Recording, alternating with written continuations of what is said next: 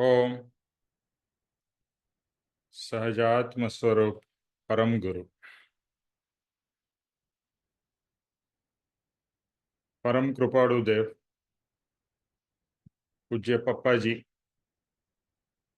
और सर्व ज्ञानियों का आशीर्वाद लेकर हम आज का सत्संग आरंभ करते हैं। जो भी सुने उसे गहराई से समझे और आत्मसात करे। जो आत्मसात होगा वही साथ में आएगा, बाकी सब यहीं पर नाश हो जाएगा। तो प्रभु से यही प्रार्थना है कि आपके एक एक वचन, एक एक बोध हमारे आत्मा में एक रूप हो जाए और हर समय वो हमें मार्गदर्शन देते रहे कि हम संसार में जब जब भूल जाएं, भटक जाएं, तो वो हमें वापस सही रास्ते पे लेके आ जाए।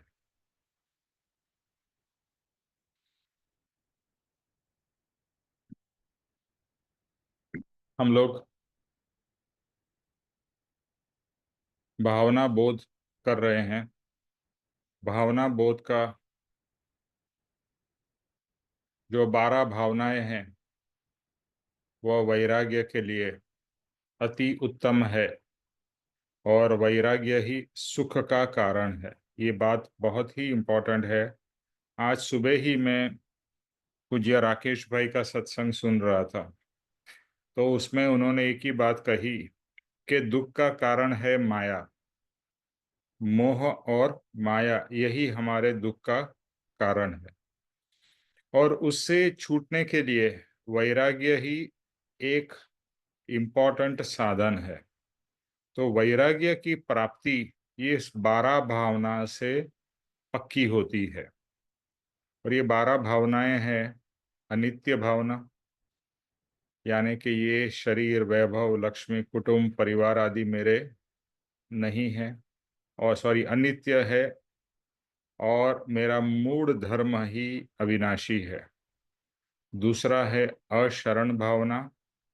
संसार में मरण के समय या जब भी कोई तकलीफ आती है तो और कोई शरण रखने वाला, देने वाला नहीं, मात्र एक शुभ धर्म ही और सद्गुरु ही सच्चा शरण है। तीसरी भावना है संसार भावना। इस आत्मा ने संसार समुद्र में, ये आप पेज नंबर हिंदी बुक में कौन सा पेज नंबर है आप देख सकते हैं, जो 12 भावनाएं शॉर्ट में प्रथम दर्शन में कृपाणु देव ने लिखी है, वो पेज 7 नंबर में। ओके। तो तीसरी है संसार भावना। ये आत्मा संसार समुद्र में पर्यटन करते, यानी कि जन्म मरण करते अनंत अनंत भव किए हैं। ये संसार के जंजीरों से मैं कभी छूटूंगा और ये संसार मेरा नहीं है, मैं तो मोक्षमयी हूँ। तो ऐसी भावना करना ये संसार भावना है। चौथी भावना है एकत्व भावना। ये आत्मा मेरा अकेला है, अकेला आया है, अकेला अपने कर्म को भोगेगा और अकेला ही जाएगा। तो ऐसी चिंतवना करना वह एकत्व भावना है। पांचवी अन्यत्व भावना। इस संसार में कोई किसी का नहीं है, ऐसा चिंतवन करना ये पांचवी अन्यत्व भावना है। छठी है अशुचि भावना। ये संसार, सॉरी, ये शरीर अपवित्र है, मल मूत्र की खान है, रोग और जरा का निवास धाम है, और इस शरीर से मैं भिन्न हूँ, न्यारा हूँ, ऐसा चिंतवन करना यह असुचि भावना। सातवीं भावना है आश्रव भावना के राग, द्वेष, अज्ञान, मिथ्यात्व ये सब आश्रव है। आश्रव यानी के कर्म के आने के द्वार है। और ऐसी चिंतवना करना कि ये राग द्वेष अज्ञान और मिथ्यात्व के कारण ही मेरा कर्म बंधन हो रहा है। संवर उससे ऑपोजिट है। संवर यानी कि राग द्वेष को बंद करना, रोकना। तो क्या करना? तो कहते हैं ज्ञान ध्यान में प्रवर्तन करके राग द्वेष अज्ञान न करके नए कर्म नहीं बांधना, यानी जो द्वार है उसे बंद करना। नौमी है निर्जरा भावना, जो ज्ञान सहित क्रिया करके जो पूर्व के कर्म है उसकी निर्जरा करना और नए कर्म नहीं बांधना। यह है नौवीं निर्जरा भावना। 10वीं लोक स्वरूप भावना, यानी कि इस लोक का 14 राजलोक कहे जाते हैं, इस पूरे ब्रह्मांड का स्वरूप विचारना और उसके बारे में सोचना, ये 10वीं लोक स्वरूप भावना है। 11वीं है बोध दुर्लभ भावना, कि संसार में भ्रमण करते हुए आत्मा को सम्यक ज्ञान की प्रसादी प्राप्त होना दुर्लभ है, इम्पॉसिबल नहीं है, दुर्लभ है। ये ध्यान रखना है। और सम्यक ज्ञान प्राप्त करके चारित्र यानी सर्ववीर्ति यानी आत्मा इतना स्ट्रांग हो जाए कि वह फिर मोक्ष की तरफ ही आगे बढ़े, ऐसी जो बोध दुर्लभ है, यानी कि ऐसा बोध मिलना दुर्लभ है और बोध मिलके उसे ग्रहण करना दुर्लभ है। ये 11वीं बोधि दुर्लभ भावना है। 12वीं है धर्म दुर्लभ भावना। तो धर्म के उपदेशक तथा शुद्ध शास्त्र के बोधक ऐसे गुरु, उनकी प्राप्ति होना, उनके प्रति श्रद्धा होना, उनका श्रवण मिलना, ये दुर्लभ है। ऐसी चिंतवना करना, ये 12वीं धर्म दुर्लभ भावना। अभी इसके सबके तो नहीं, बट कुछ इंपॉर्टेंट भावना के परम कृपालु देव ने डिटेल में एक एक स्टोरी द्वारा हमें बताए हैं। तो हमने अनित्य भावना, उसकी स्टोरी की, जो भिखारी का खेद है, जो भिखारी अपने सपने में देखता है कि वो राजा बन गया है और किस तरह से वो राज का सुख भोग रहा है, लेकिन जैसे ही उसका सपना टूट जाता है तो वो देखता है कि ये सब स्वप्न था। तो इस तरह से उसे ख्याल आता है कि ये जो सपना, यानी कि ये सब जो मैं सुख भोग रहा था वो क्या थे? नित्य नहीं थे, अनित्य थे। और ज्ञानी लोग कहते हैं कि ये जो संसार में हम सुख भोग रहे हैं ये भी एक स्वप्न समान ही है। भले हमें रियल लगता है लेकिन वो स्वप्न है, और वो स्वप्न कभी भी टूट जाएगा। तो तभी हमें फिर से खेद होगा कि मैं किस चीज के पीछे पड़ा था और वो सब मुझे कोई काम नहीं आए। तो अनित्य ये सब जो संसार की सब चीजें हैं, इंक्लूडिंग शरीर, लक्ष्मी, अधिकार, ये सब अनित्य है। फिर अशरण भावना, अनाथि मुनि की पूरी स्टोरी है कि किस तरह से वह रियलाइज करते हैं कि वो अनाथ है और एक धर्म ही उनके लिए शरण है। तो इसी तरह से वो राजा को भी यही बोध देते हैं कि तू भी अनाथ है, यानी कि हम सब अनाथ है। और अनाथ है यानी कि हमारा नाथ कौन है? तो एक कह सकते हैं शुद्ध आत्मधर्म सदगुरु हमारे नाथ है, यानी कि देव, गुरु और धर्म, यही तीन हमारे लिए शरण है। तो इसमें से यही बोध लेना है कि हमें भले लगे कि मेरे पास में ये है, इससे मैं ये अचीव कर सकता हूँ, वो अचीव कर सकता हूँ, लेकिन ऐसी जब स्थिति आती है तो सब कुछ होते हुए भी वो कोई भी आपके काम की नहीं रहती है और आप तभी अनाथता अनुभव करते। तो ये दो हमने डिटेल में किए थे। अभी तीसरा एकत्व भावना करते हैं। तो सतीश जी, ये तीसरी जो एकत्व भावना है ये पढ़िए। Okay sir. तृतीय चित्र एकत्व भावना।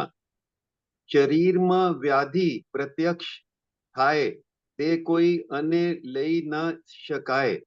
ए भोगवे एक स्व आत्म पोते एकत्व एथी नय सुग्य गोते। विशेषार्थ, शरीर में प्रत्यक्ष दिखने वाला रोग आदि जो उपद्रव होते हैं, वे स्नेही, कुटुंबी, पत्नी या पुत्र किसी से लिए नहीं जा सकते। उन्हें मात्र एक अपना आत्मा स्वयं ही भोगता है।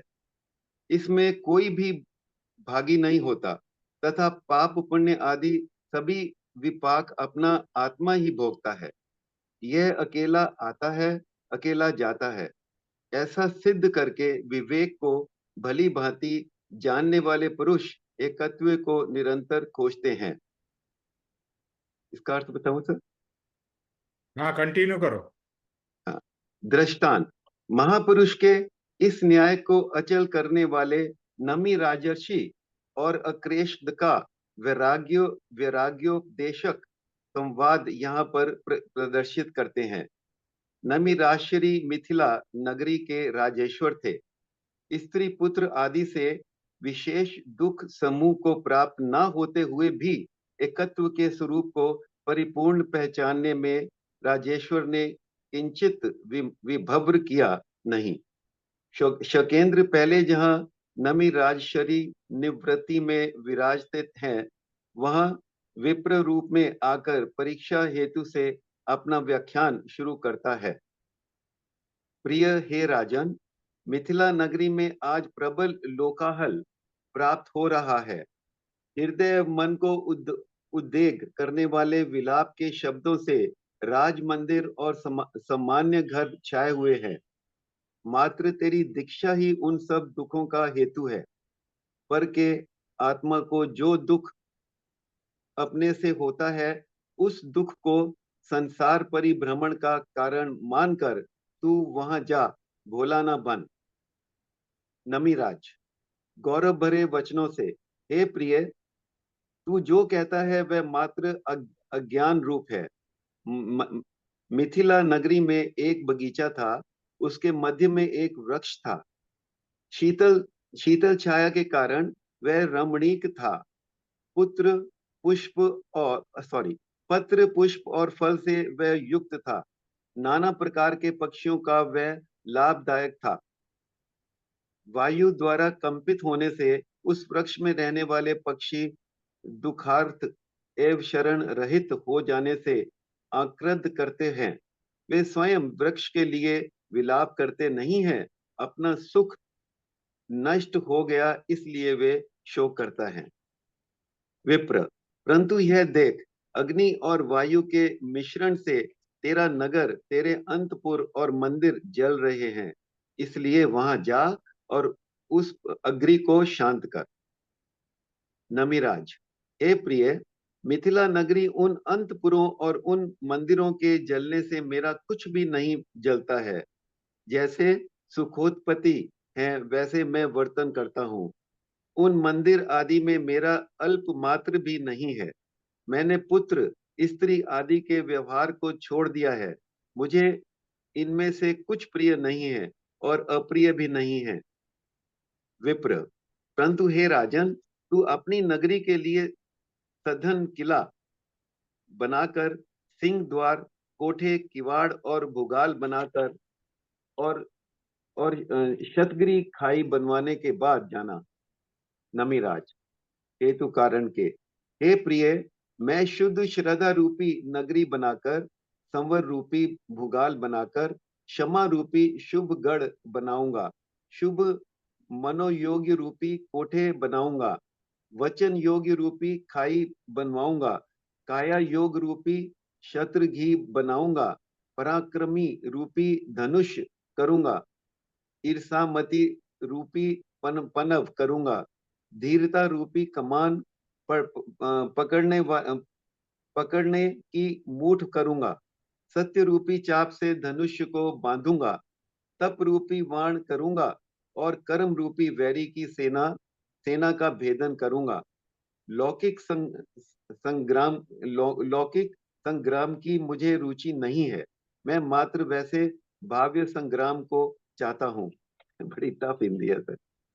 विप्र हेतु कारण, हे राजन, शिखर बंद ऊंचे आवास करवाकर, मणि कंचनमय गवा शादी रख रखवा कर और तालाब में क्रीड़ा करने के मनोहर महालय बनवा कर फिर जाना।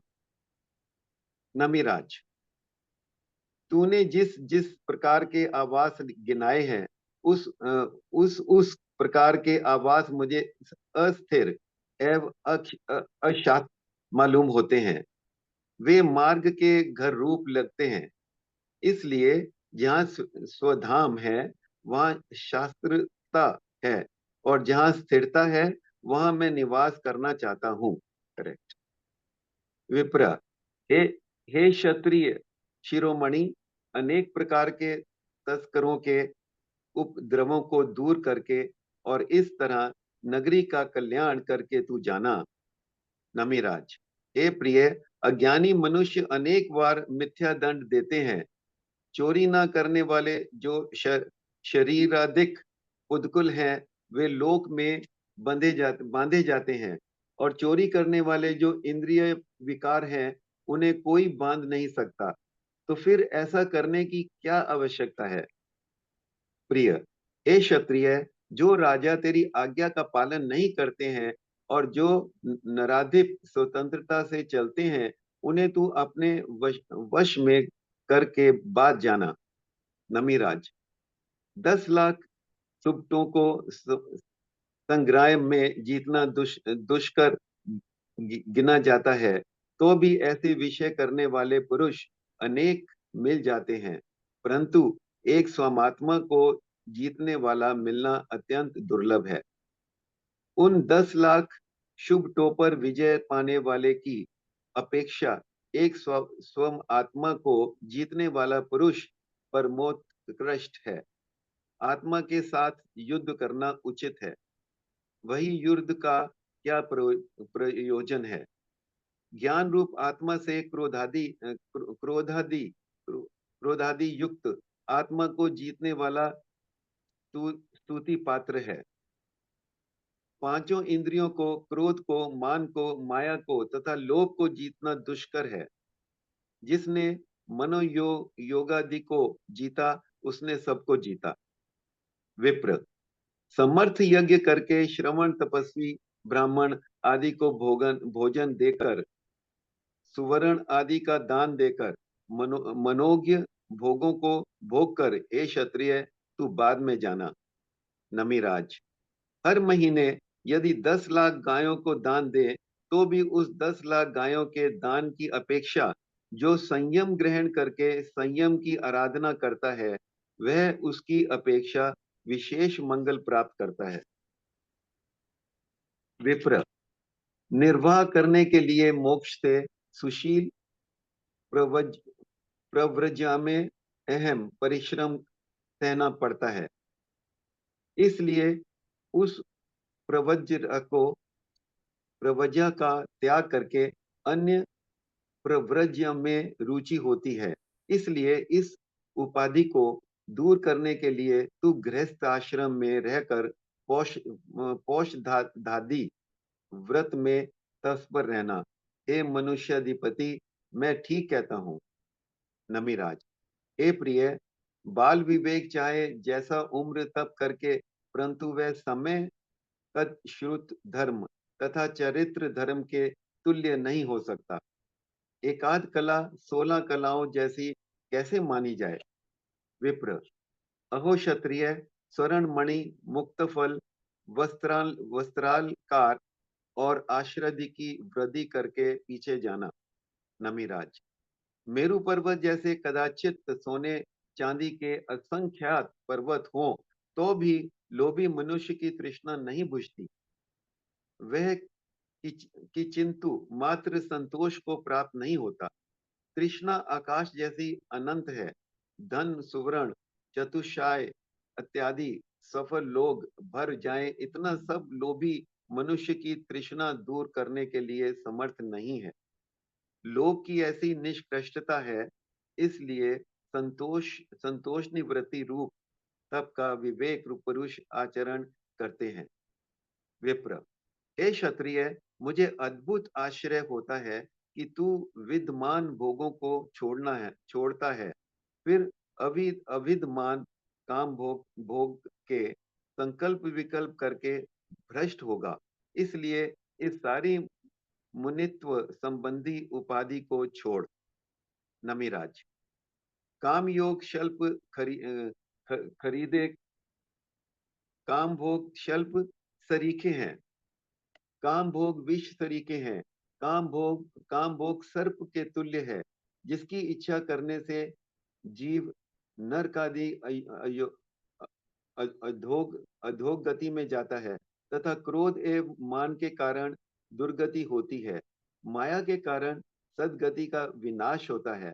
लोभ से इस लोक व परलोक का भय होता है। इसलिए हे प्रिय, इसका तू मुझे बोध ना दे। मेरा हृदय कभी भी विचलित होने वाला नहीं है। इस मिथ्या मोहिनी में अभिरुचि रखने वाला नहीं है। जानबूझकर जहर कौन पिए, जानबूझकर दीपक लेकर कुएं में कौन गिरे, जानबूझकर विभ्रम में कौन पड़े। मैं अपने अमृत जैसे वैराग्य के मधुर रस को अप्रिय करके इस विषय प्रिय करने के लिए मिथिला में आने वाला नहीं हूँ। महर्षि महर्षि नमिराज की सुदृढ़ता देखकर शकेंद्र को परमानंद हुआ, पर ब्राह्मण के रूप को छोड़कर इंद्र का रूप धारण किया। चंदन करने के बाद मधुर वाणी से वह राजर्षि की स्तुति करने लगा।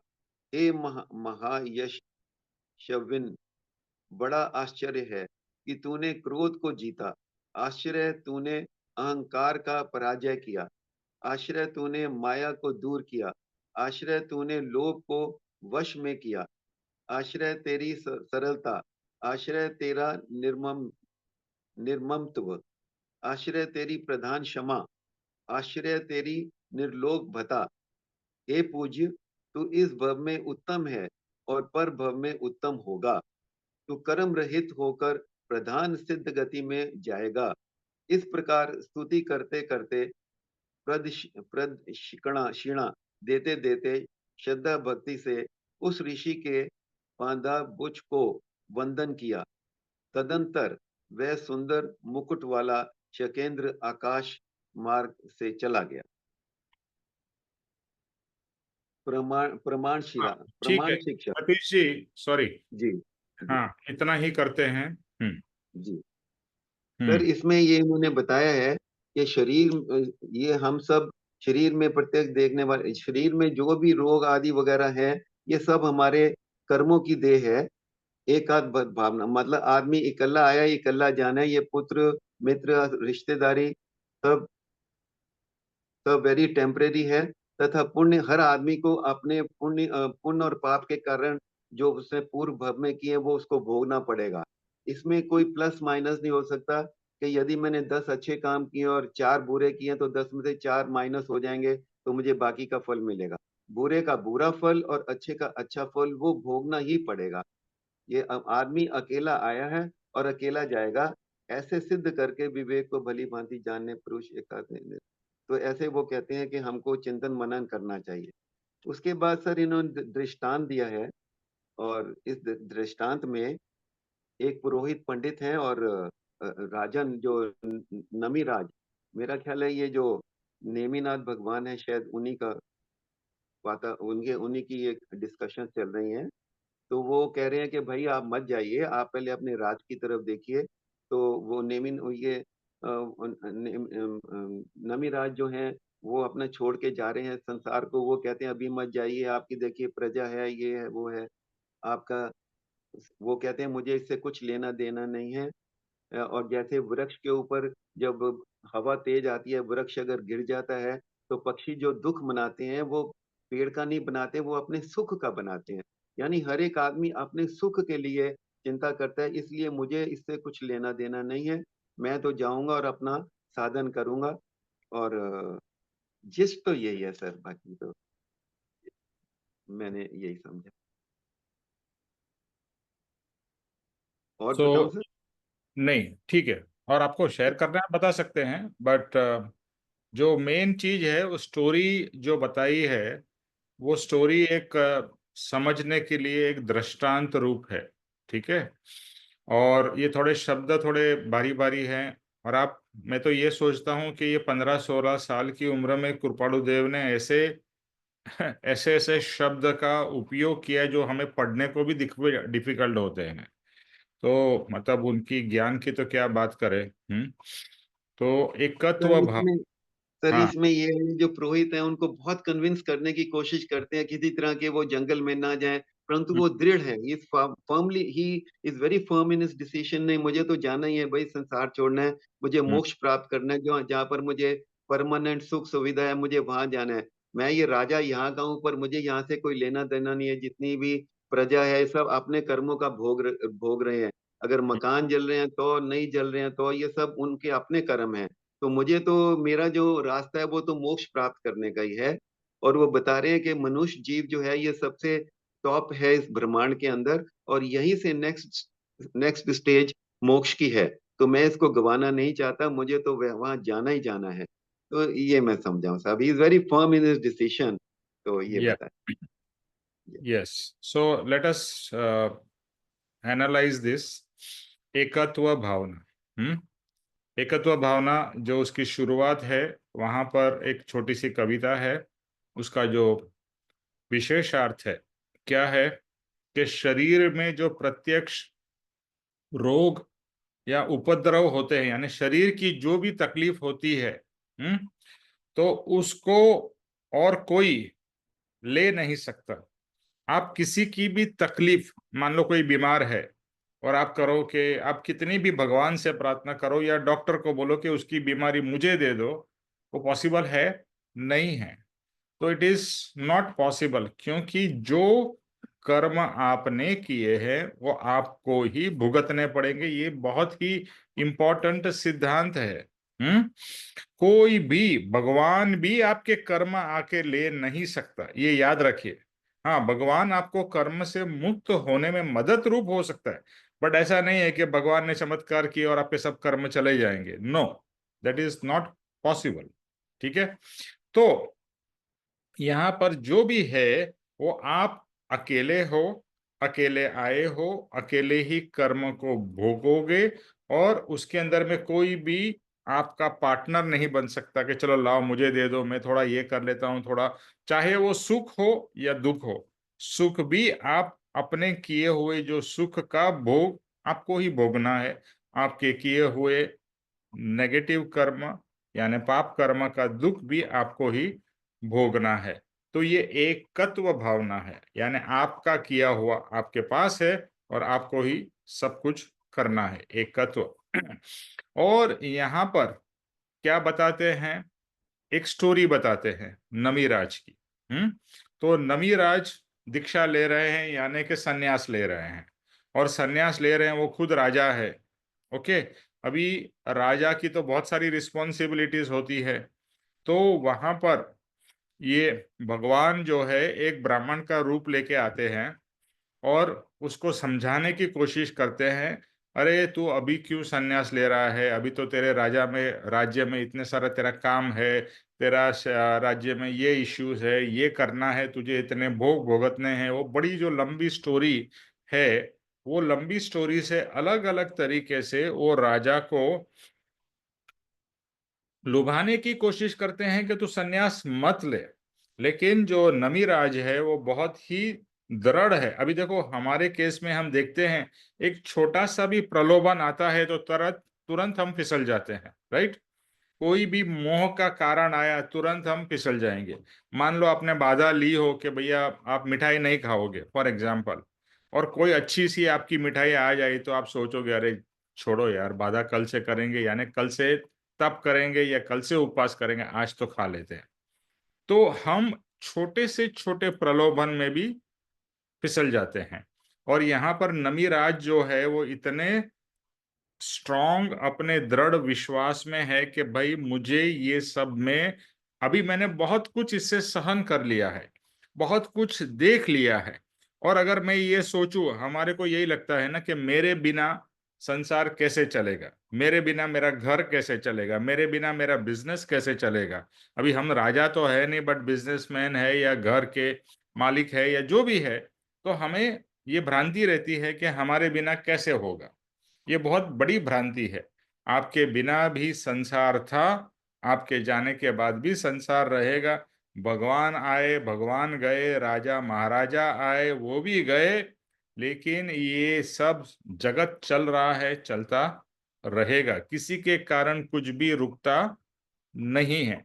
तो ये भ्रम आपको या मुझे अंदर से निकालना है कि मेरे बिना कैसे होगा। आपके बिना अच्छा होगा, शायद आपसे भी ज्यादा अच्छा होगा। तो ये बहुत ही इंपॉर्टेंट बात हमें समझना है, एकत्व भावना। ओके।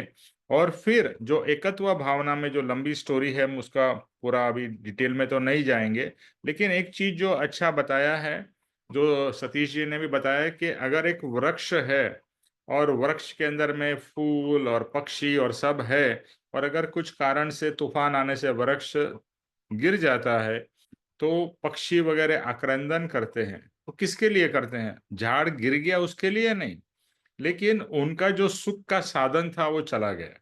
अभी आप देखिए, आपके फैमिली में किसी की मृत्यु होती है तो सब लोग रोते हैं, सब लोग विलाप करते हैं। और आप अगर बहुत गहराई से देखेंगे तो विलाप का कारण उस व्यक्ति की मृत्यु नहीं है, लेकिन उस व्यक्ति के कारण जो आपको सहारा मिल रहा था, जो आपको सुख मिल रहा था, अभी वो नहीं मिलेगा, वो सिक्योरिटी नहीं रहेगी, या जो भी उस व्यक्ति के थ्रू मिलता था अभी नहीं रहेगा, उसके कारण आप विलाप कर रहे हो। तो ये बहुत ही समझने वाली बात है कि हम इतने स्वार्थी है। हम, हर एक जीव स्वार्थी है। हम अपने ही बारे में सोचते हैं कि अरे अभी ये नहीं होगा तो ऐसा होगा, वैसा होगा। तो ये एक बहुत ही इंपॉर्टेंट उन्होंने बताया। दूसरा, ये जो कुटुंब है, ये परिवार है, ये सब कुछ अल्टीमेटली तो एक न एक दिन हमको छोड़ना ही है, राइट? जब भी आपकी और मेरी देहांत होगा, यानी इस देह से हम अलग हो जाएंगे, तभी तो आपका परिवार, आपका घर, आपका सब कुछ यहीं से यहीं पर छूट जाएगा ना। और वो चलता भी रहेगा ना। वो संसार का जो नियम है वो कभी एंड ही नहीं होता, वो तो एवर से है, फॉर एवर रहेगा। तो ये जो है कि मेरे बिना और मेरे कारण, ये बात नमीराज को समझ में आ गई है। और दूसरा ये कि इतने सारे लोभ प्रलोभन है, यानी सुख भोगने के, कौन से काम भोग और संसार भोग, ये सब, तो उसके अंदर में भी वो जरा भी वीक नहीं हो जाते। जैसे कहते हैं ना, मेरी वीकनेस है, मेरी क्या वीकनेस है? चाय मेरी वीकनेस है, या मेरे लिए ये चीज वीकनेस है, इसके बिना मैं रह नहीं पाता हूं, मुझे तो ये चाहिए ही। तो यहाँ पर ये सब वीकनेस नहीं है। यहाँ पर नवीराज की जो कैरेक्टर बताया है वो इतना स्ट्रांग है कि उसको कोई भी चीज डगमगा नहीं सकती। और वो बहुत ही क्लियर है कि मुझे मोक्ष की प्राप्ति करनी है, इसके लिए ये सबका त्याग अवश्य है। और मुझे इससे कोई फर्क नहीं पड़ता वो हो या ना हो। तो हमारे को इससे सीख क्या लेनी है? हमारे को सीख तो यही लेनी है कि हमें भी ये सब चीजों का जो अटैचमेंट है या मोह है, जैसे अभी स्टार्टिंग में ही बात हुई कि जो दुख का कारण है वो मोह माया है, कोई व्यक्ति या परिस्थिति नहीं है।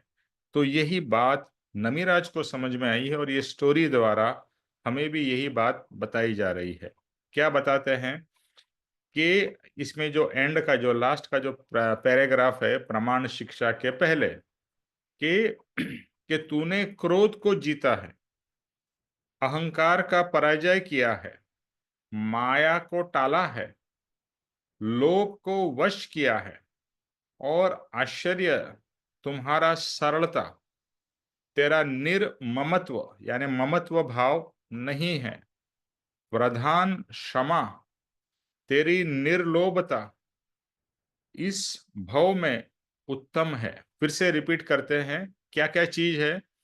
क्रोध का उन्होंने जीता है, अहंकार का पराजय किया है, माया को टाला है या माया से मुक्त हुए हैं, लोभ को वश किया है, यानी क्रोध, मोह, क्रोध, मान, माया, लोभ, ये जो चार कषाय हैं, जो बड़े बड़े कषाय हैं, उसको उन्होंने वश किया है या जीता है। फिर सरलता है उनमें। ओके, सरलता मतलब जो भी चीज है एज इट इज समझने की और एक्सेप्ट करने की। फिर निर्ममत्व, ममत्व कोई भी चीज का नहीं है कि मेरा है, मेरा है, मेरे बिना क्या होगा, मेरे साथ है, मैंने किया है।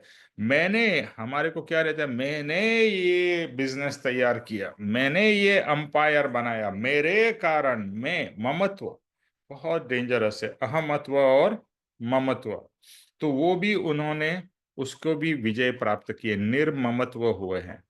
फिर क्षमा, प्रधान क्षमा, यानी कि क्षमा मांगना या क्षमा देना, वो दोनों ही इम्पोर्टेंट है। उसके लिए क्षमापना का बहुत ही इम्पोर्टेंट पार्ट है।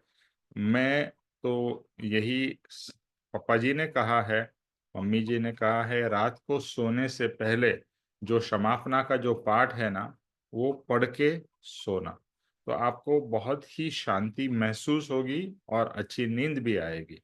और सिर्फ क्षमापना का पाठ ही नहीं पढ़ना है, कि जो पूरे दिन में जो जो हमारे हमारे हिसाब से जो जो गलतियां हुई है, जो भी हमने गलत काम किए, यानी गलत काम में ये सब कषाय आ जाते, क्रोध, मान, माया, लोभ, ममत्व, अहमत्व, कर्मत्व, यानी जितने जितने कर्म बांधे हैं आज के दिन में, उसकी क्षमापना, यानी एंड ऑफ द डे जो भी गलतियां की उसकी क्षमापना मांगना। तो क्षमापना का पाठ और साथ में क्षमा का भाव। एक्चुअली तो क्षमा का भाव हर समय चलते रहना चाहिए, ऐसी ज्ञानी की सीख है। जैसे ही पता चले कि मेरे से ये गलती हो गई, तो ये दादा भगवान कहते थे शूट एट साइट। जैसे ही पता चला गलती हुई, शूट, शूट मतलब क्षमा मांगो। तो क्षमा उत्तम उत्तम मोक्ष का भव्य दरवाजा है। कृपाणु देव का वचन है क्या? क्षमा मोक्ष का भव्य दरवाजा है। तो उत्तम क्षमा और कर्म रहित होकर सिद्ध गति को प्राप्त होंगे।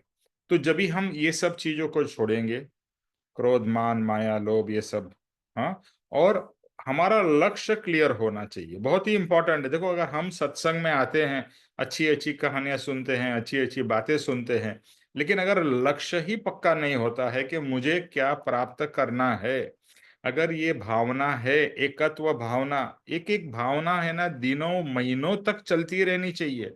सिर्फ हम एक सैटरडे को आके थोड़ा सा सुन लिया और फिर उसमें से कोई हमारे अंदर में परिवर्तन नहीं आता, तो कोई फायदा नहीं है। ये जो 12 भावनाएं हैं, और उसमें से भी जो पहली जो 6 बहुत ही इंपॉर्टेंट है, वो एक एक भावना को निरंतर निरंतर उसका ध्यान होता रहे और अपने आप को रिमाइंड होता रहे। अनित्य, अशरण, एकत्व, अन्यत्व, संसार भावना, और छठी कौन सी है? हाँ, अशुचि भावना। ये सब जो 6 भावना है, फिर है आश्रव, संवर, निर्जरा, फिर लोक और बोधि दुर्लभ, धर्म दुर्लभ, इस तरह से। तो ये जो 12 भावनाएं हैं सभी इंपॉर्टेंट है, बट पहले के जो 6 है वो बहुत ही इंपॉर्टेंट, उसको पक्का करना अति जरूरी है। फिर उसमें बाद में जो नेक्स्ट 6 है, यानी कि जो फर्स्ट है कि सब चीज अनित्य है, कुछ भी नित्य नहीं है। फिर क्या है? अशरण, मेरे को कोई शरण नहीं है, एक आत्मा ही या आत्मा का धर्म ही मेरा शरण है, सदगुरु ही मेरा शरण है। अभी हम क्या कर रहे हैं? एकत्व, कि एकत्व भावना, अकेला ही सब कुछ करना है, अकेला ही सब कुछ प्राप्त भी मुझे ही करना है, दूसरा कोई मुझे प्राप्त नहीं करा सकता है, दूसरा मुझे गाइड कर सकता है। करना तो मुझे ही है। ओके,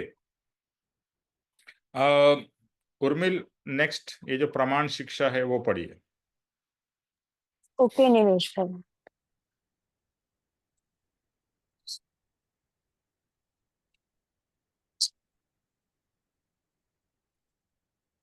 प्रमाण शिक्षा। आपका वीडियो भी चालू कर दीजिए। ओके। हम्म विप्र रूप में नमी राज के वैराग्य को परखने में इंद्र ने क्या न्यूनता की है? कुछ भी नहीं की। संसार की जो जो लोलुपताएं मनुष्य को विचलित करने वाली हैं, उन उन लोलुपताओं संबंधी महागौरव से प्रश्न करने में उस पुरंदर ने निर्मल भाव से स्तुति पात्र चातुर्य चलाया है। फिर भी निरीक्षण तो यह करना है कि नमिराज सर्वथा कंचनमय रहे हैं। शुद्ध एवं अखंड वैराग्य के वेग में अपने बहने को उन्होंने उत्तर में प्रदर्शित किया है। हे विप्र, तू जिन जिन वस्तुओं को मेरी कहलवाता है, वे वस्तुएं उन्होंने उत्तर में प्रदर्शित किया है। हे विप्र, तू जिन जिन वस्तुओं को मेरी कहलवाता है, वे वस्तुएं मेरी नहीं हैं। मैं एक ही हूँ, अकेला जाने वाला हूँ और मात्र प्रशंसनीय एकत्व को ही चाहता हूँ। ऐसे रहस्य में नमिराज अपने उत्तर और वैराग्य को दृढ़ीभूत करते गए हैं। ऐसी परम प्रमाणी शिक्षा से भरा हुआ उन महर्षि का चरित्र है। दोनों महात्माओं का पारस्परिक संवाद शुद्ध एकत्व को सिद्ध करने के लिए तथा अन्य वस्तुओं का त्याग करने के उपदेश के लिए यहाँ दर्शित किया है। इसे भी विशेष दृढ़ीभूत करने के लिए नमिराज ने एकत्व कैसे प्राप्त किया, इस विषय में नमिराज के एकत्व संबंध को किंचित मात्र प्रस्तुत करते हैं। वे विदेह देश जैसे महान राज्य के अधिपति थे। अनेक यौवनवती मनोहारिणी स्त्रियों के समुदाय से घिरे हुए थे। दर्शन मोहनीय का उदय न होने पर भी वे संसार लुब्ध रूप दिखाई देते थे। किसी समय उनके शरीर में दाह ज्वर नाम के रोग की उत्पत्ति हुई। सारा शरीर मानो प्रज्वलित हो जाता हो, ऐसी जलन व्याप्त हो गई। रोम रोम में सहस्र बिच्छुओं की दंश वेदना के समान दुख उत्पन्न हो गया। वैद्य विद्या में प्रवीण पुरुषों के औषध उपचार का अनेक प्रकार से सेवन किया, परंतु वह सब वृथा गया। लेश मात्र भी वह व्याधि कम ना होकर अधिक होती गई। औषध मात्र दाह ज्वर के हितैषी होते गए। कोई औषध ऐसा ना मिला कि जिसे दाह ज्वर से किंचित भी द्वेष हो। निपुण वैद्य हताश हो गए और राजेश्वर भी उस महाव्याधि से तंग आ गए।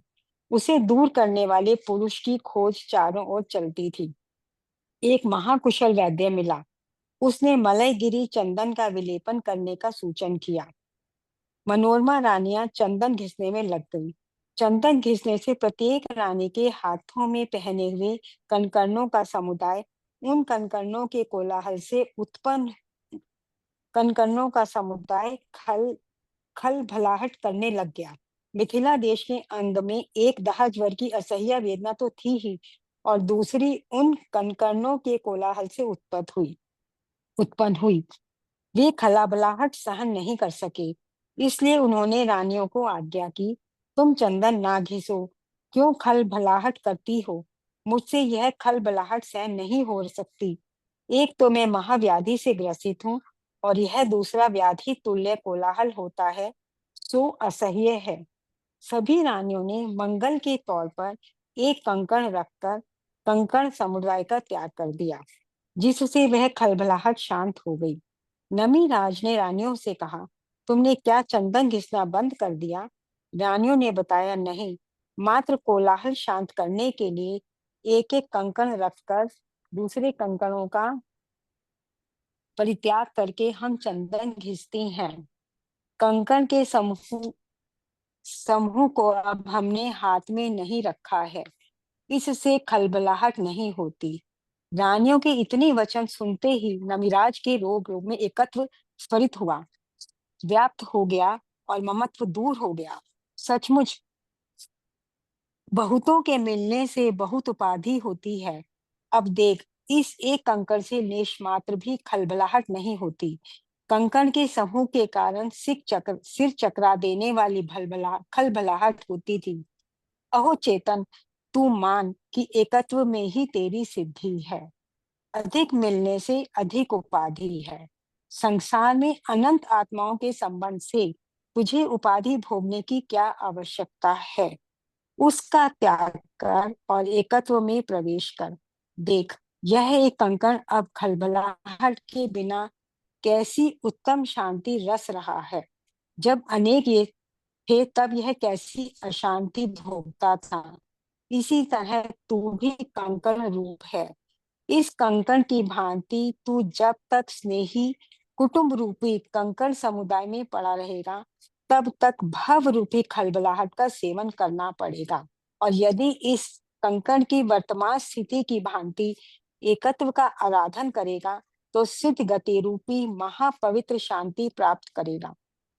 इस तरह वैराग्य में उत्तरोत्तर प्रवेश करते हुए उन नमिराज को पूर्व जाति की स्मृति हो आई। प्रवज्या धारण करने का निश्चय करके वे शयन कर गए। प्रभात में मांगल्य रूप बाजों की ध्वनि गूंज उठी। दाह ज्वर से मुक्त हुए। एकत्व का परिपूर्ण सेवन करने वाले उन श्रीमान नमिराज ऋषि को अभिनंदन हो। शार्दुल विक्रीडित रानी सर्व मलि सुचंदन घसी ने चर्च वामाहती बुझ्यो त्या कल कंकलाट कंकण तणो श्रोति नमी भूपति संवादे पण इंद्र थी दृढ़ रहियो एकत्व साजु करियो एवा ए मिथिलेश अनु चरित आ संपूर्ण अन्य थयूं। विशेष अर्थ, रानियों का समुदाय चंदन घिस कर विलेपन करने में लगा हुआ था। उस समय कंकण की खलबलाहट को सुनकर नमिराज प्रतिबुद्ध हुए। वे इंद्र के साथ संवाद में भी अचल रहे और उन्होंने एकत्व को सिद्ध किया। ऐसे उन मुनि साधक महावैरागी का चरित्र भावना बोध ग्रंथ के तृतीय चित्र में पूर्ण हुआ। वही इसमें निमेश भाई की ग्रुपिज्म जो है वो मतलब वही जहाँ पे ज्यादा शोर होता है और तुम एकत्व, इसका नाम ही एकत्व वो है भावना, तो अकेले से ही जो वैराग्य मिलेगा वो तुम्हें अकेले में मिलेगा। वैसे भी जो भी बीमारी है, जैसे वो दहाज वैसे इतने वो हुए, कोई कुछ नहीं कर सका। और जब उनको इस चीज का बोध हुआ कि जब वो चंदन घिस रहे हैं तो इतना शोर हो रहा है, तो उनको लगा मेरी तो डबल हो गया, एक तो मैं उससे ज्वर से पीड़ित हूँ, दूसरा इस शोर से मतलब उनको और ज्यादा तकलीफ हो रही थी। तो उन्होंने कहा कि मतलब मेरे को ज्वर हो रहा है तो तुम इस चंदन को रहने दो। जब उनको ये लगा कि ये शोर बंद हो गया है तो उन्हें लगा कि ये जो उन्होंने इतने सारे कंगन, मेरे कंगन से मतलब वो कंगन वगैरह हाथ में पहन रखे होंगे जो ये लोग रानियां पहनती है, तो वो जब चूड़ियों की खनखनाहट समझ लो वो जब इतनी हो रही थी तो ऑब्वियसली बहुत शोर हो रहा था। तो उनको उन्होंने सोचा कि हमने ठीक करना है चंदन के लेप से, तो उन्होंने वो सब निकाल के एक एक शुभ के लिए पहने रखा, तो वो आपस में टकरा कुछ नहीं रहा था, तो वो शोर नहीं हुआ। तब निमिराज को ये समझ में आया एकदम, जब उन्होंने रानियों से पूछा, उन्होंने कहा हमने वो सब निकाल दिया और एक एक पहन रखा है।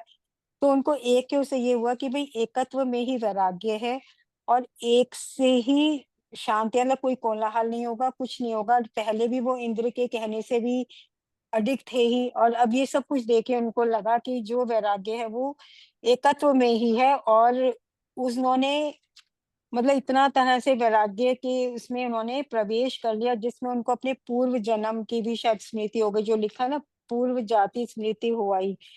उनको भी उस तरह से एक तरह से शायद आत्मा का बोध हो गया होगा, क्योंकि उनको इतनी लगन और वो इतने अपने उसमें अडिग थे कि मुझे संसार में नहीं जाना। बाकी निमिष भाई आप समझा दीजिए। ओके, तो ये नमीराज ने ये लोगों को प्रश्न होगा कि सन्यास या दीक्षा लेने का निर्णय क्यों किया। तो इसके पीछे की अभी स्टोरी बताई है कि नमीराज को जब बीमारी हुई और अंदर से इतना, कभी कभी हमारे को भी जो बीमारी होती है, हमारे को तो छोटी सी बीमारी होती तभी भी कितनी तकलीफ होती है, इजंट इट। लेकिन जब ये महा बीमारी होती है तभी तो मतलब इतना असहनीय वो बोलते हैं ना कि पेन होता है, कैसा लगता है कि इस कभी मैं इससे मुक्त हूँ, कभी मैं इससे मुक्त हूँ। तो ऐसा ही नमीराज को हुआ था और इतनी अंदर से जलन हो रही थी। बस उनको एक ही था कि मैं ये जलन से मुक्त कैसे हूँ, ये जलन से मुक्त कैसे हूँ। तो फिर किसी ने कहा कि यहाँ से जाके चंदन लेके आओ और चंदन को घिसने से और वो लेप लगाने से आपको मुक्ति हो जाएगी। और जब ही उनकी रानियां चंदन घिस रही थी तो जो कंगन वगैरह थे उसमें से जो आवाज आ रही थी, इतने सारे जो उन्होंने पहने थे, उसके कारण जो कोलाहल हो रहा था। अभी देखो काफी बार हमारे को भी होता है, राइट। कभी हम अंदर से मतलब बीमार है, मतलब अंदर से तकलीफ हो रही है और बाहर भी शोर होता है, तो नॉर्मली तो शोर थोड़ा भी होता है तो हमको चल जाता है, लेकिन जब भी आप बीमार होते हो और थोड़ा भी आपको बाहर में कोलाहल होता है तो एकदम 10 गुना 100 गुना ज्यादा आपको परेशान करता है। ऐसा ही नमिराज का हुआ कि ये कंगन का जो आवाज था, जो रानियों का, वो कोई इतना ज्यादा नहीं था, बट फिर भी नमिराज को तो इतना ऐसा जोर से लग रहा था कि कोई डंके उसके कान में बजा रहे हो। और इसके लिए उन्होंने बोला कि ये बंद करो। तो उन्होंने सोचा कि उनको जो आवाज आ रहा है तो उसको आवाज को बंद करने के लिए उन्होंने एक ही वो रखा, कंगन रखा या कंकड़ रखा, और उससे घिसे तो आवाज बंद हो गया। और यहां से देखो क्या है ना, एक छोटी सी चीज से भी आपको बोध हो सकता है। तो नमीराज को लगा कि इन्होंने चंदन घिसना बंद कर दिया है, और उन्होंने पूछा घिसना बंद किया, तो उन्होंने बोला नहीं, हमने इतने सारे थे उसमें से एक ही रखा है और अभी घिस रहे, इसके लिए आवाज नहीं हो रहा है।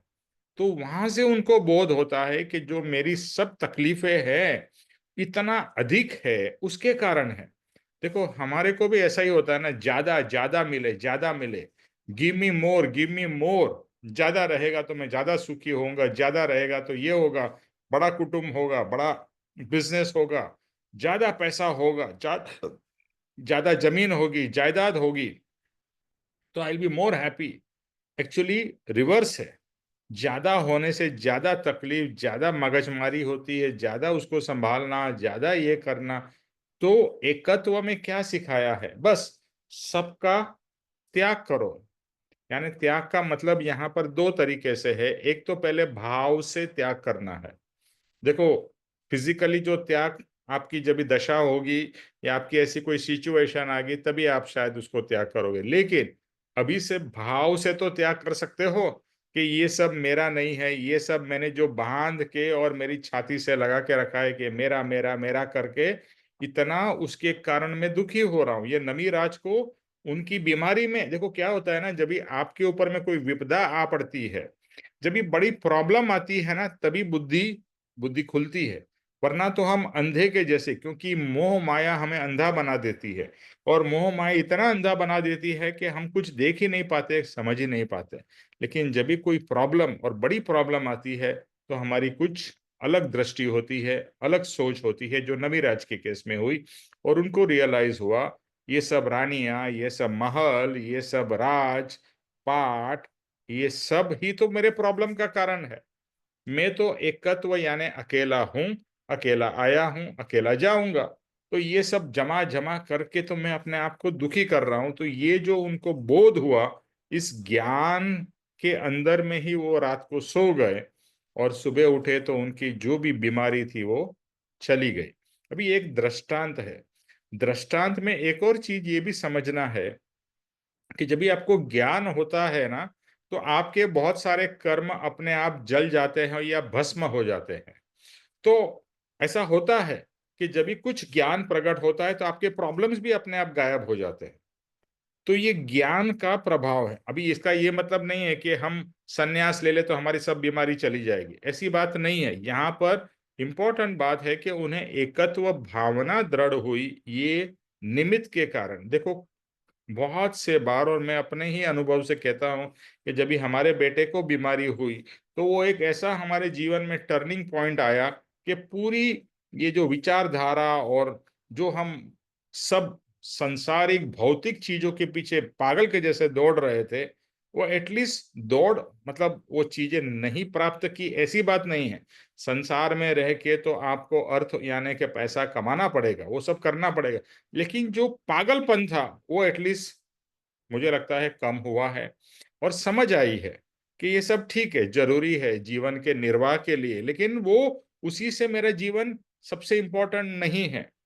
अभी जैसे शिविर चालू है, ओके, और जैसे बताया कि पूज्य पापा जी की पुण्यतिथि है तो 3 दिन की यहाँ पर आश्रम में शिविर है। लेकिन अभी ये हमारा सत्संग था करके दोपहर का एक प्रोग्राम में अटेंड नहीं कर रहा हूँ, लेकिन 3 दिन का बाकी का प्रोग्राम अटेंड कर रहा हूँ। तो यहाँ पर इतनी तो समझ आई है कि ये संसार तो चलता ही रहेगा, लेकिन ऐसे जो निमित्त है जिससे हम आत्मा के साथ में जुड़ सकते हैं, वहां तो मुझे अपना समय जितना हो सके वहां निकालना चाहिए। क्योंकि आप बोलोगे 3 दिन जाना है, अरे इतने दिनों में 3 दिन कुछ भी नहीं है। और अगर आपको एकत्व भावना पक्की करनी है, आत्मा भावना पक्की करनी है, तो ये सब अच्छे निमित्त है। ये सत्संग भी, आप देखो, अगर हम सत्संग कर रहे हैं तो कहीं तो एटलीस्ट एकत्व भावना का विचार तो आ रहा है। वरना हम संसार में क्या एकत्व भावना का विचार आता है? हमको नहीं आता है।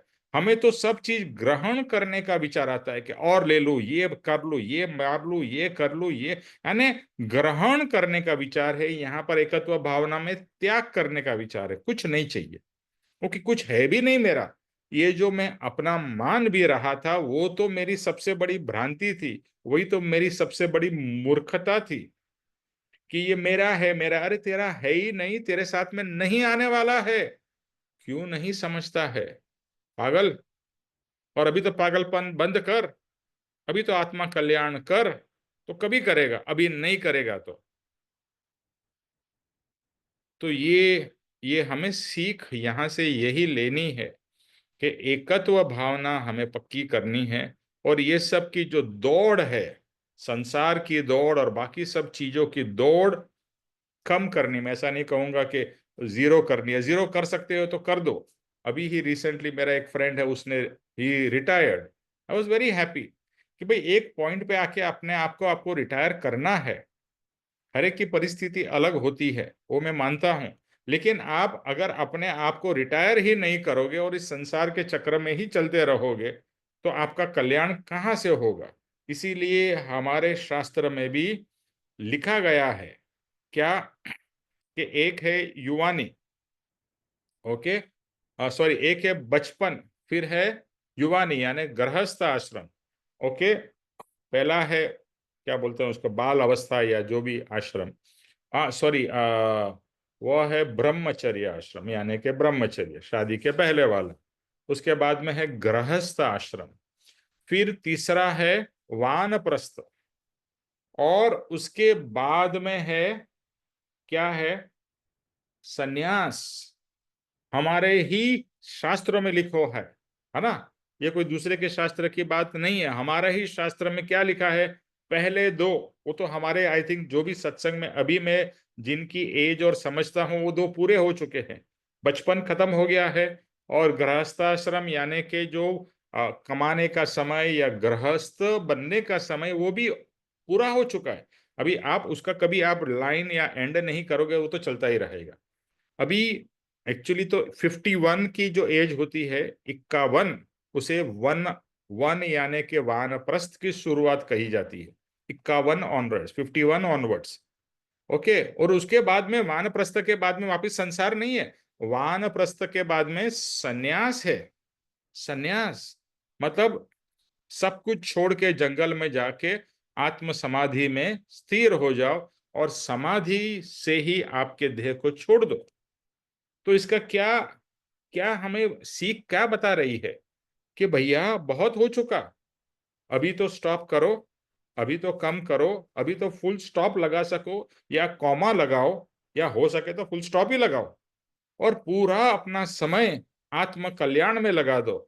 आत्म कल्याण और परोपकार यानी कि सेवा में, लोगों की सेवा में। बहुत सारे यहाँ पर, जैसे हम आश्रम में, हमारा आश्रम में देखते हैं कि बहुत सारे लोग एक तो आत्म कल्याण में जुड़े हुए हैं, और परोपकार यानी कि स्कूल है, मेडिकल है, एम्प्लॉयमेंट है, ये सब परोपकार के कार्य। तो अपने लिए तो बहुत कुछ कर लिया। अभी अपने लिए मतलब संसार के लिए, अभी सबसे पहला तो एक तो आत्मा यानी कि जो स्व कल्याण और पर कल्याण। हाँ, अभी तक स्वार्थ में हम लोग जी रहे थे, अभी स्वार्थ के जीवन से निकल के स्व कल्याण यानी आत्मा कल्याण में आना है। और परोपकार यानी कि पर कल्याण, जहां पर हम दूसरे को, सोसाइटी से हमें बहुत कुछ मिला है, maybe now is the time to give back to the society, if not now when. ये हमें अपने आप को प्रश्न पूछना चाहिए। तो वापिस एकत्व भावना पे आते हैं। एकत्व भावना में यही सिखाती है, अकेला आया है, अकेला जाएगा, ओके, और अकेला ही तू सब कुछ भुगतने वाला है। तो ये जो तू मोह माया कर रहा है, जो तेरे सबसे दुख का कारण है, हमें ये रियलाइज ही नहीं हो रहा है कि मोह माया हमारे दुख की कारण है। हम तो परिस्थिति को ब्लेम करते हैं, व्यक्ति को ब्लेम करते हैं, इसके कारण मुझे दुख हुआ, इसके कारण दुख हुआ। नो नो नो, कोई भी व्यक्ति और कोई भी परिस्थिति तेरे दुख का कारण नहीं है। तेरे दुख का कारण है तेरा मोह और तेरी माया। इससे तू मुक्त हो गया, अहमत्व और ममत्व से मुक्त हो गया, तेरा दुख अपने आप चला जाएगा। यानी दुख रहे तो भी दुख नहीं लगेगा। तो बस यही हमें बोध लेना है एकत्व भावना से। और आज हम लोग यहीं पर स्टॉप करेंगे, मुझे अभी जाना है। तो एकत्व भावना, एक एक भावना को पक्की करते जाइए और अपने विचार एक नोटबुक में नोट करिए। अनित्य भावना, अशरण भावना, एकत्व भावना, और उसके ऊपर कुछ निबंध लिखिए, अपने विचार लिखिए और शेयर करिए। नेक्स्ट टाइम जब भी हम मिलेंगे तो वो जरूर शेयर करिए, क्योंकि ये पढ़ने से तो शुरुआत है, ज्यादा तो सोचना है, चिंतन मनन करना है। ओके, तो अभी हम यहीं पर स्टॉप करते हैं। विनोद जी, सर इसी के ऊपर एक श्लोक बोलती हूँ। प्लीज बोलिए ना। एक सुखी, दो, एक ओंकार, दो सुखी, तीन में खटपट, चार दुखी। पहले से बना। फिर से एक बार बोलिए। एक ओंकार यानी एक जो है वो ईश्वर है। ओंकार है, हाँ। एक ओंकार, दो सुखी, तीन में खटपट, चार दुखी। सही बात है, एकदम सत्य वचन है, लेकिन हमें वो समझ ही नहीं आता है। तो एकत्व भावना का ये बहुत ही अच्छा आपने दिया है। आप अपने व्हाट्सएप ग्रुप पे भी, अपने ग्रुप पे भी डालिएगा, तो बहुत अच्छी बात बताई है। लेकिन हम वो दशा दशा प्राप्त करना बहुत जरूरी है, तभी एक अकेले रह सकेंगे, वरना अकेले रह भी नहीं सकते हम लोग। आजकल मेरा यही हाल है, मैं अकेली हूँ, एक ओंकार बनी हुई हूँ। वेरी फिर गुड। एक दफा इनको और बोलिएगा सर, एक दो तीन और चार में क्या है, व्हाट इज इट? एक ओंकार यानी जो अकेला होता है वो ओंकार यानी ईश्वर के बराबर है। एक ओंकार, दो सुखी, तीन में खटपट, चार दुखी। सही बात है, very true. Okay Vinod ji, जय स्वरूप करिए।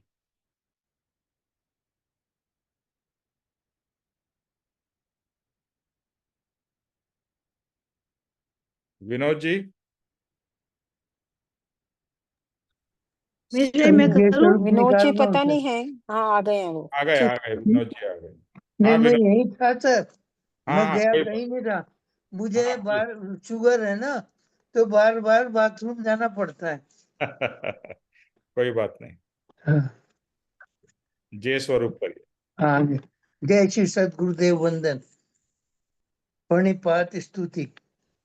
जय स्वरूप समझा बिना पाम्यो दुख अनंत, समझाव्યું તે પદ નમો श्री सदगुरु भगवान। नमस्कार। परम पुरुष प्रभु सदगुरु, परम ज्ञान सुखधाम, जेने आप्યું માન નિજ તેને સદા પ્રણામ। નમસ્કાર। દેહ છતાં જેની દશા વર્તે દેહાતીત, તે જ્ઞાનીના ચરણમાં હો વંદન અગણિત। नमस्कार। हे परम कृपालु देव, जन्म जरा मरण आदि सब दुखों का अत्यंत क्षय करने वाला वितराग पुरुष का मूल मार्ग आप श्रीमान ने अनंत कृपा करके मुझे दिया। उस अनंत उपकार का प्रत्युपकार करने में मैं सर्वदा असमर्थ हूँ। फिर आप श्रीमान कुछ भी लेने में सर्वथा निष्प्रह हैं, जिससे मैं मन वचन काया की एकाग्रता से आपके चरणारविंद में नमस्कार करता हूँ। आपकी परम भक्ति और वितराग पुरुष के मूल धर्म की उपासना मेरे हृदय में बहु पर्यंत अखंड जागृत रहे, इतना मांगता हूँ, वह सफल हो। ओम शांति शांति शांति। जय श्री सदगुरुदेव वंदन। त्रिलोक के नाथ की जय हो। जय हो। परम कृपालु देव की जय जय हो। हो। जय हो। जय हो। जय हो। सद्गुरु देव की जय हो जय जय हो हो जय हो। आज के आत्मा के एकत्व भाव के आनंद जय की जय विजय हो हो, विजय हो विजय विजय हो, हो विजय हो। सर्व मुमुक्षुओं के परमार्थ पुरुषार्थ भक्ति की विजय हो विजय हो, विजय हो विजय विजय हो, हो। विजय हो। सबका कल्याण हो, सबका कल्याण हो। धन्यवाद धन्यवाद हरे थैंक जय यू निमेश सतगुरुदेव भाई, जय थैंक वंदन। श्री यू, सद्गुरुदेव थैंक यू। वंदन। जय श्री निमेश सतगुरु भाई, निमिष महाराज। भाई आज थैंक आप यू। वहाँ नहीं हो थैंक क्या? यू। आश्रम में नहीं हो? आश्रम में ही हूँ, बस सत्संग के लिए यहाँ पर हूँ, अभी जा रहा हूँ। जय ओके ओके। सद्गुरुदेव वंदन निमेश भाई। जय सद्गुरुदेव वंदन, जय सद्गुरुदेव वंदन। जय जय श्री सतगुरुदेव। सद्गुरुदेव वंदन निमेश भाई। जय सद्गुरुदेव वंदन। सब लोगों से एक ही प्रार्थना है कि ये भावनाएं बहुत घुटते जाइए, वेरी वेरी वेरी इंपॉर्टेंट। हाँ बस, ओके। जय सद्गुरुदेव। Thank you, Satguru thank you. Thank you.